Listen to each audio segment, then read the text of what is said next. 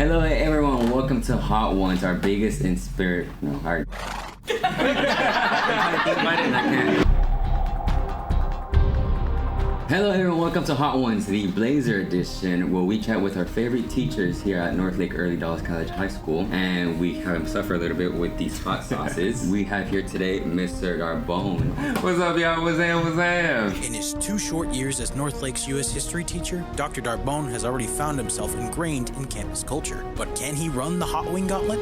Let's find out.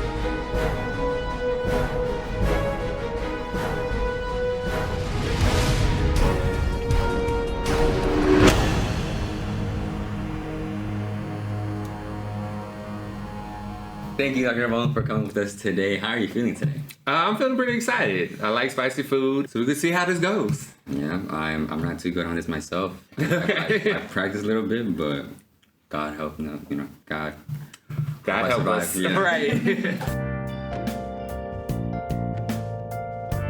Cheers. Cheers. Yeah. Not bad. Yeah. So, Dr. Darbonne, we've known that you're from New Orleans, born and raised in Louisiana. Yep. And you had mentioned this before that you used to be a museum curator. How was that being a museum curator, and how did that help you with teaching in school? I really did love being a museum curator. It was very interesting because it wasn't until I got in the field that I kind of realized, like, in a museum, you have all these artifacts, but, there's an art to displaying them. How do you display them? How do you send the message? What part of the message do you want to emphasize?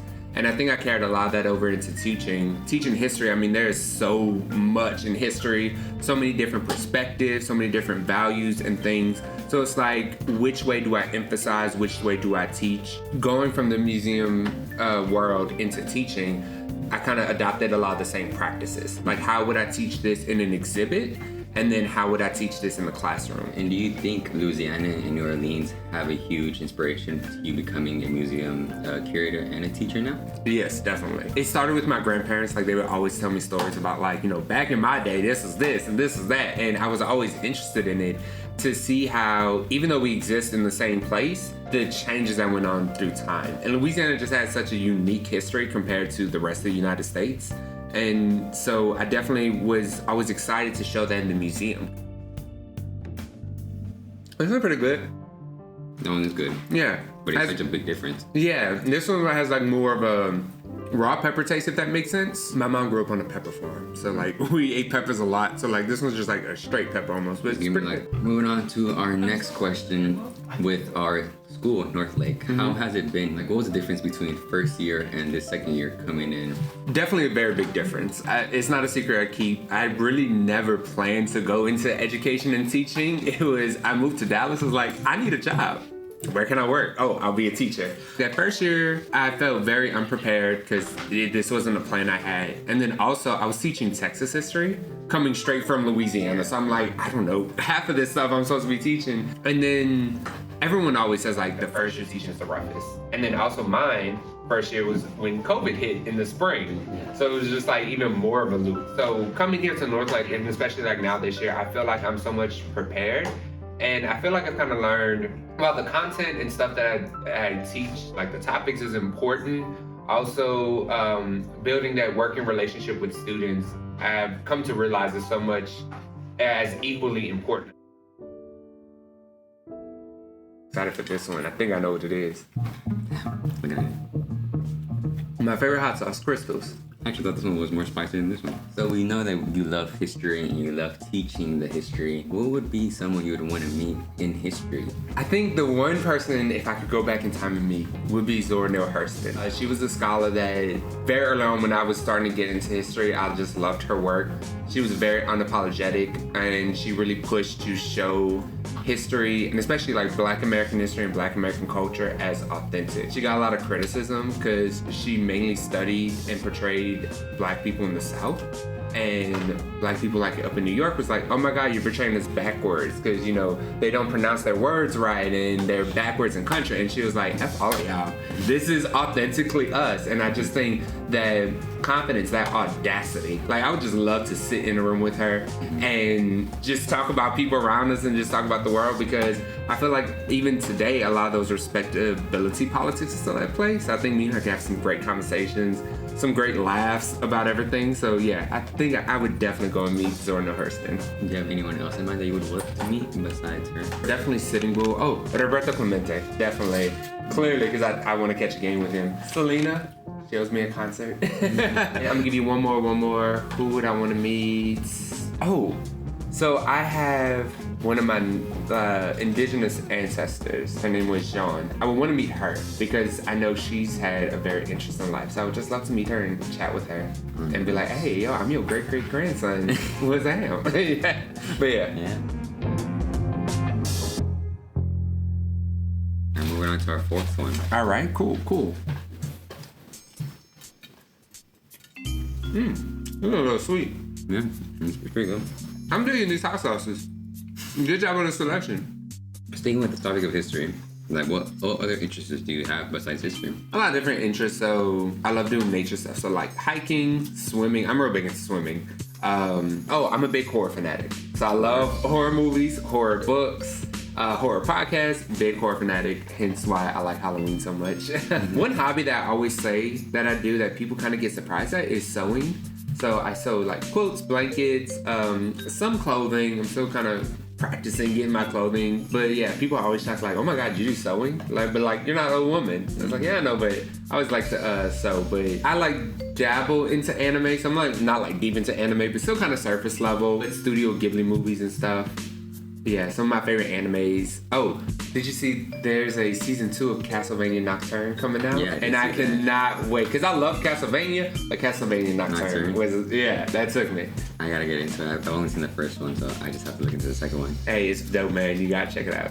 Sticking with the holiday, you just mentioned that you love Halloween. Mm-hmm. Is there any other holidays that you like? This could be so stereotypical, but I love Mardi Gras. My family was always involved in Mardi Gras. It's always been a thing in my life. And in a lot of years, it falls either close around my birthday. So I always use it as birthday celebrations too. But yeah, besides Halloween, Mardi Gras was always my top favorite holiday. But it's just only celebrated in Louisiana. So I usually just say Halloween because I'm not there anymore. But yeah, Mardi Gras is my top favorite. Love Mardi Gras, love all the parades. But then I definitely love Halloween too. Cheers. Ooh, halfway? This one's smoky. Okay. This one, it's starting to bring the heat a little bit. All right. All right, going back. It's going. I got it. Going back. Yeah, let's have our chat, man. We halfway there, halfway. No, it's the fact that I was chewing it and then it was fine, but once I swallowed it, it's they just started coming in now. Going back to the topic of school, and specifically the students. How are the students here at Northlake? How are they? I mean, y'all I guess. Nah, I really do love y'all. I really love y'all. That was kind of one thing I was nervous coming into Northlake last year. It's I was I'm the new guy coming in. How the students gonna mesh with me? They already been here 2 years, and here I am, the new face. But from day one, even from pre-day one, the Meet the Teachers night, y'all were very open arms, accepting and everything. And then day one hit, and y'all were just ready to rock and roll. I felt like y'all were very receptive. Hey, who's this new guy? Let's figure him out. Oh, he seems cool, But y'all have been great. I really love the student body here. I love that y'all are active. Y'all constantly want to improve the school, improve the campus, and that's something I love. And getting to know y'all has just been amazing. I really do rock with y'all. I really do love y'all. Has there been any funny moment or just something that sticks in your head that you think about us? What's going on? Man, so many. I'm trying to narrow zero in on one. But I have this one student, Julian, that day one is it just seemed like Julian was just real chill and cool and everything. And then as he got comfortable or as I got to know him more, Julian can say some off the wall stuff, but hilarious. But I appreciate he keeps it in. He knows time and place, right time, right place. But it is hilarious. The stuff that comes out that man's mouth is just but that's one. And another experience with a student named Kyrell. Like, I think it was like second or third day of class. Kyrell was like, "Hey yo, can I call you Darbonne?" I was like, "No sir, I don't know you. I'm a professional. You can call me Mr. Darbonne because that is my name." Then by the end of class, I was like, "Bro, you cool. You can call me Darbonne," and like it stuck. Like to this day, I'm still Darbonne. So like if someone randomly say Darbonne on the street, I'm like, "Where you at, Kyrell?" And then if it's somebody else, like, "Hey bro, you can't call me that." Only my North Lake babies can call me that. Nice. Cheers. Like a honey. Oh, yeah. Okay. It's getting there. Alright. It's good. It's good, but okay. You had mentioned that you have a lot of passions, but I want to know about one specific passion, and that is music. Because you have in your classroom a Kendrick Lamar book in here, and you have passionately talked about him. How does music help you, like Kendrick Lamar and any other artist? How do they help you with your daily life or in school? Yeah, I love music, and even though I'm a terrible singer, can't sing at all, so never do karaoke with me. But I love music because it's one of the oldest ways of expressing art and telling stories. Kendrick Lamar, I love how, because I'm real big on social justice and social activism, and I love how he brings so much of that through his music. That like, yes, the beats are dope, the sound is dope, but when you're really sitting there and listening to it, you can tell that he puts a lot of work into the message that he's trying to portray. I'm also really, really big on Erykah Badu for that too. Like, not only do the songs just sound dope, but when you sit and actually listen to her lyric and get the message that she's giving, it's like, this is some deep stuff. I love music of all genres too. So rap, soul, R&B, norteña, salsa, cumbias, even like some heavy metal sometimes. Like some heavy metals get me. So yeah, I just love music because I just love the way that we can take this very basic concept of making a beat and then adding words to it and make it just this tidal wave of magic and art and messages and everything. And like I said, it's a beautiful way of getting a message and a story across.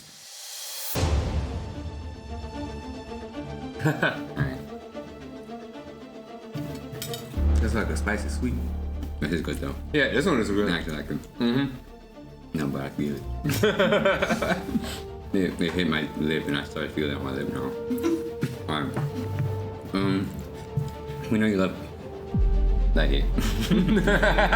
Anyways, we know that you love history, but if there was ever, like, if I feel this, like, You feel it, bro? I feel it. I feel like at the tip of my tongue, I'm like, oh, there it is. It's just gonna chill right there.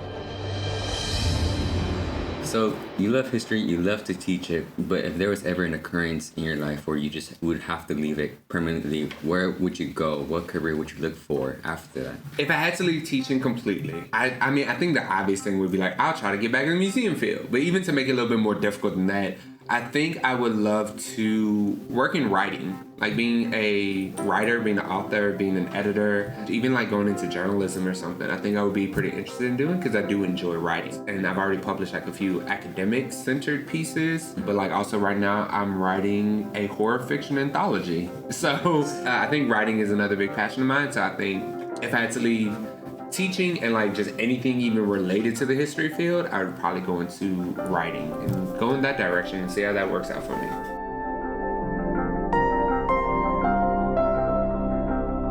Almost there, man. We almost there. We're almost there. What? I mean, sorry, brain. Okay. All right. Okay. Nah, that's too easy. I got this. Never mind.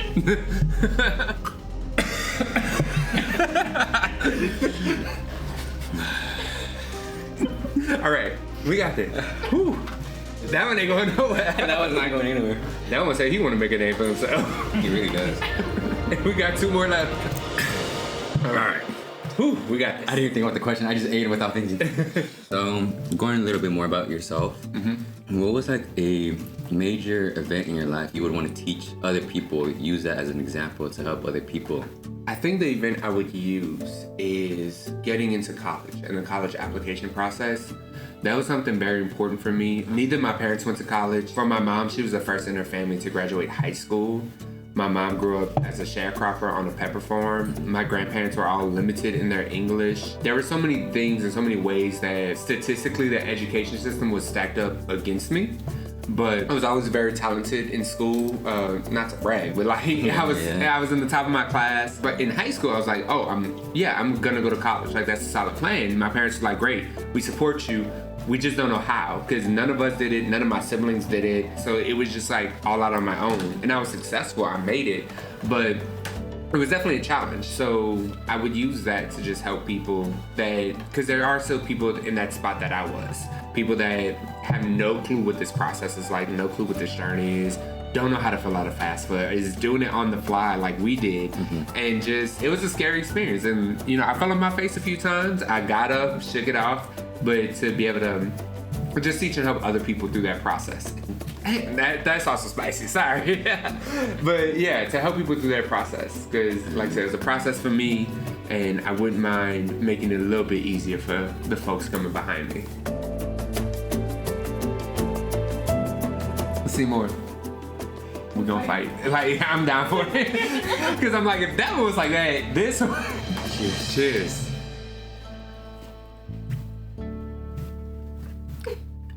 That was nasty. I feel like it's about to sneak up. It is. I mean, other words. My God.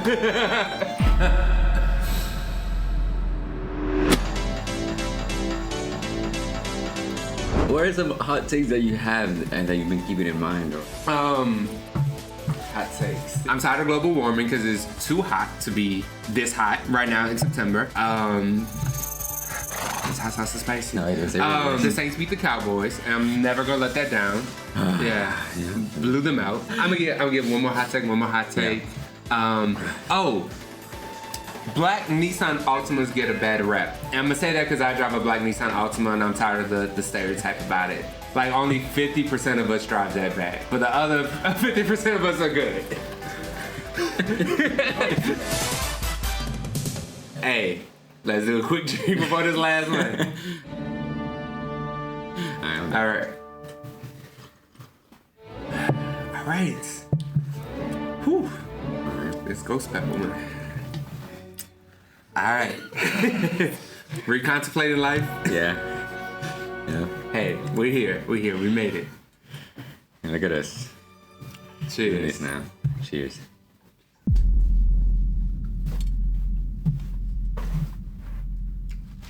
This was never mind.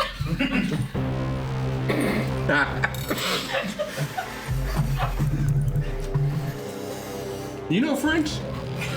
No. Don't worry about it. I agree. I'll tell you which word to bleep out. I agree. Okay. How you feeling? Why are humans this stupid? Why are we making hot sauce hot?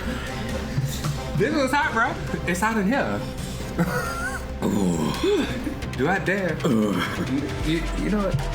I'm a baby. And nah, I'm not a baby. Alright. Oh God, that one's stuck on my throat. It's just there. Like, now my mouth isn't hot anymay. It's just the throat. You made me laugh and the heat like came like in my nostrils. All right. What did I ask for the last question?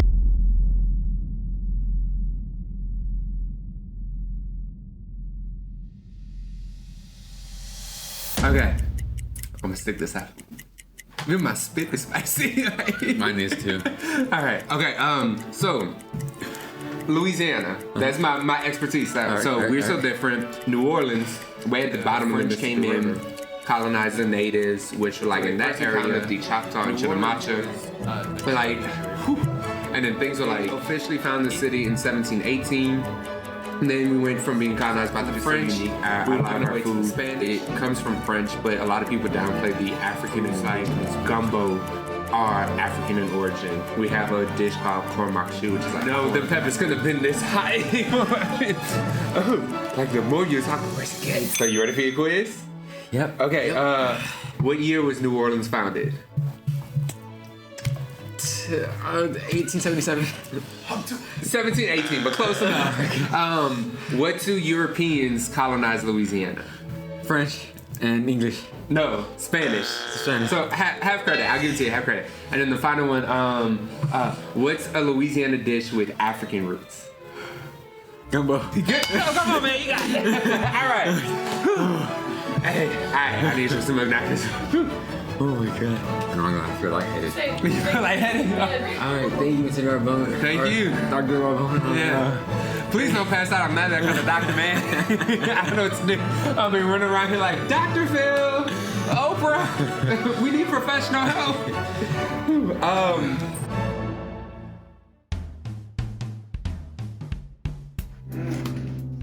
Ice cold nugget. Nothing better. What? That's so gross. You ate a frozen one? Oh my god. It calmed the nerves. Cold one. Calm the nerve.